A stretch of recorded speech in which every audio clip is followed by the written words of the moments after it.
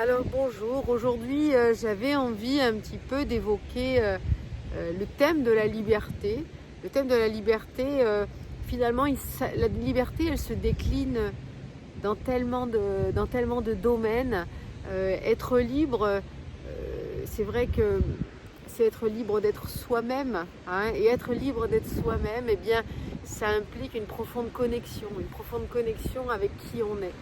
Et pour se connecter à soi-même, pour se connecter à soi, eh bien là est la complexité. Voilà, finalement c'est assez complexe, hein, de se connecter à soi, parce que on a des programmes, parce qu'on est quelquefois assez empêché finalement. Alors dans les retraites, dans les soins, dans tout ce que j'organise, que ce soit seul ou en collaboration avec Sandy notamment, eh bien à chaque fois le but c'est vraiment de vous inviter, de vous aider à cette connexion, justement pour que vous vous sentiez libre d'être qui vous êtes. Par rapport à ça, eh bien, cette liberté, j'avais par exemple envie d'évoquer des mots, alors pas M-A-U-X, mais plutôt des mots M-O-T-S, en fait, par rapport à la programmation. C'est vrai quelquefois c'est anodin, parce que la complexité en fait, pour se sentir libre, eh bien c'est d'arriver à mettre en lumière ce qui vous freine. Et ce qui vous freine quelquefois, ça semble tellement anodin, c'est ça qui est fou.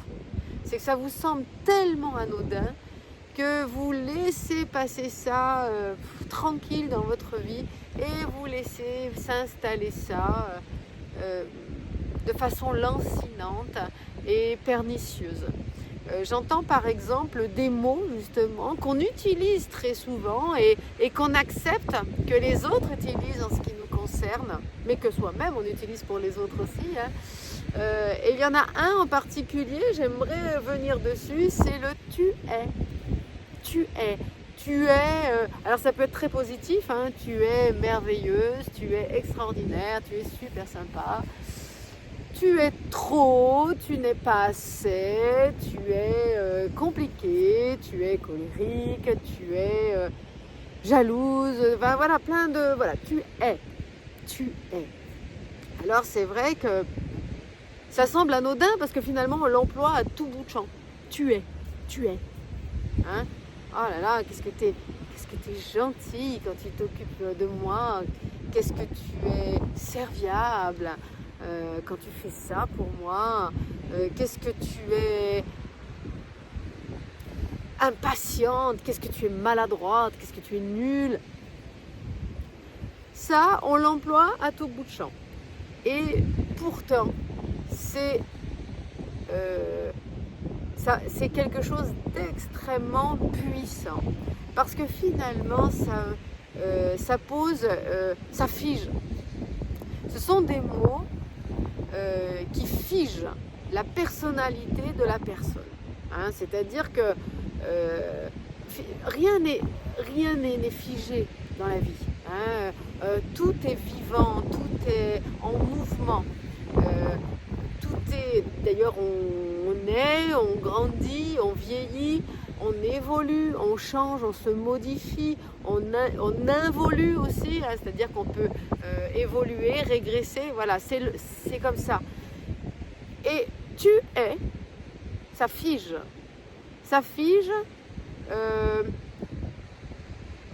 sur l'identité de la personne. C'est quelque chose qui va fixer sur l'identité et pas sur un comportement. Un comportement, on peut le modifier. Une identité, on va la programmer. Et donc ces mots qu'on utilise à tout bout de champ et finalement et qu'on laisse également utiliser par les autres sur nous, eh bien, auxquels on ne fait pas forcément attention, eh bien c'est ce qui va non seulement limiter, figer notre personnalité, notre identité, et la programmer. Et bien sûr, à partir de ça, eh bien, ça va être compliqué de se sentir libre, n'est-ce pas? Parce que Quand elle est positive, eh bien, oh, tu es gentille, tu es gentil quand tu fais ça, quand tu te tais, tu es respectueuse, quand tu m'aides, tu es serviable. Eh bien, ça va conditionner de façon finalement assez pernicieuse chez la personne le fait de se sentir aimé, le fait de se sentir regardé, estimé, considéré. Donc ça va être conditionné au fait d'être sage, serviable, gentil, utile, silencieuse, etc. Et ça, finalement, c'est une programmation. Et dans l'autre sens, bien entendu, quand c'est négatif, tu es trop, pas assez, de toute façon, tu es comme ça. Alors ça, c'est une programmation qu'on va traîner, qu'on peut même traîner toute sa vie. Moi, j'entends souvent en cabinet, moi, de toute façon, je suis nulle en langues étrangères. Tiens, par exemple, le truc bête, mais je suis nulle. Mais qui a dit? Qui l'a dit? Parce que finalement, après, c'est soi-même. Alors bien sûr, ça peut venir de profs, de parents, d'amis, mais au final, on l'intègre tellement comme une programmation qu'après, on le fait très bien tout seul. Oui, c'est vrai, je suis nulle en langues étrangères. Non, c'est peut-être que vous n'avez pas eu la bonne méthode, simplement. Et, oui, je suis quelqu'un de très jaloux, je suis très jalouse, très jaloux. Non, c'est peut-être qu'effectivement, on vous a donné dans telle circonstance matière à l'être, matière à ressentir une certaine jalousie.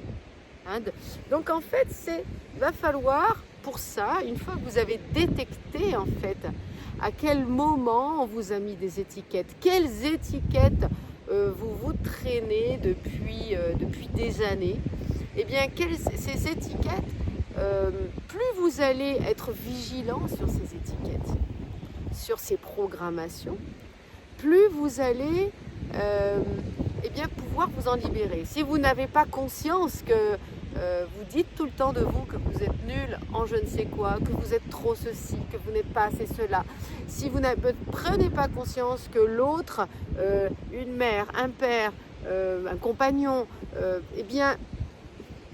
régulièrement, mais de toute façon, toi, tu es comme ceci. Mais c'est gentil. Et puis c'est la vérité, n'est-ce pas? À quel moment c'est gentil? À quel moment c'est gentil de caler quelqu'un, de mettre quelqu'un dans une case et de ne plus jamais l'en faire sortir? À quel moment? À quel moment c'est bienveillant? Donc, sortir de ça, c'est déjà arriver à le mettre en lumière. Et puis, une fois que vous les avez mis en lumière, ok, qu'est-ce que je me traîne comme étiquette, comme vérité vraie? Moi j'aime bien, j'appelle ça des vérités vraies. Qu'est-ce que je me traîne comme vérité vraie depuis l'enfance par exemple? Qu'est-ce qu'on m'a dit que j'étais comme ceci, que je suis très intelligente? Waouh! Mais c'est super lourd à porter d'être très intelligente, parce que du coup on n'a pas le droit d'être bête, on n'a pas le droit de faire des bêtises. C'est horrible. Non mais vous comprenez un petit peu l'enjeu finalement d'être mis comme ça dans des cases, dans le tu es. Et puis finalement au niveau vibratoire, quand on parle par exemple de la langue des oiseaux, tu es, c'est tu es, le verbe tuer. C'est-à-dire qu'effectivement dans le tu es, eh bien on tue une part de la personne, une part de l'identité, c'est-à-dire qu'on fige tellement dans cette éternité finalement, le tu es comme ça, eh bien c'est tellement figé qu'on tue toute la possibilité à la personne d'évoluer, de changer, de modifier. Et on ne considère plus ce comportement, mais on l'attache à l'identité. Tuer, on tue l'identité de la personne. Et puis ensuite, effectivement, au niveau positif, ça reste quand même un bel outil de manipulation finalement. Tu es formidable quand tu te tais. ou tu es tellement gentil quand tu prends soin de moi, ou tu es... Voilà. C'est-à-dire que je ne te trouverai pas gentil si tu ne prends pas soin de moi. Est-ce que l'identité de la personne est bel et bien là, dans la gentillesse, en fonction de si elle prend soin ou pas, à tous les niveaux? Est-ce qu'un enfant va être sage s'il se tait? Est-ce que c'est ça? Et voilà. Imaginez tous les programmes qui se mettent derrière et finalement qui vont empêcher votre liberté. Ça commence, vous voyez, déjà par là. Et ça commence aussi par soi-même. Hein, être vigilant aussi sur les mots qu'on utilise quand on parle aux autres. Quand on parle, a fortiori par exemple avec un enfant, parce que vous imaginez les programmations que vous allez lui mettre, malgré vous, hein, bien sûr, ah, ben, tu es, oh là là, qu'est-ce que tu es maladroit, ou qu'est-ce que tu es gentil, qu'est-ce que tu es fort, ah oui, mais voilà. Et oui. C'est-à-dire que le vocabulaire, il faut le remettre dans un contexte. Quand tu fais ça dans ce moment précis, il me semble à moi, je ressens que telle ou telle émotion, telle ou telle sensation, mais ça m'appartient. Moi, je ressens que dans telle situation, que tu as l'air pas très à l'aise. Voilà.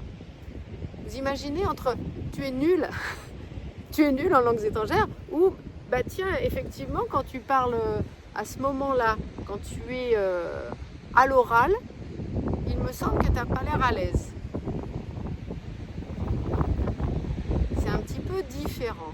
C'est-à-dire que vous ne figez pas l'identité, mais vous replacez dans un niveau comportement, dans un contexte donné, à un moment donné.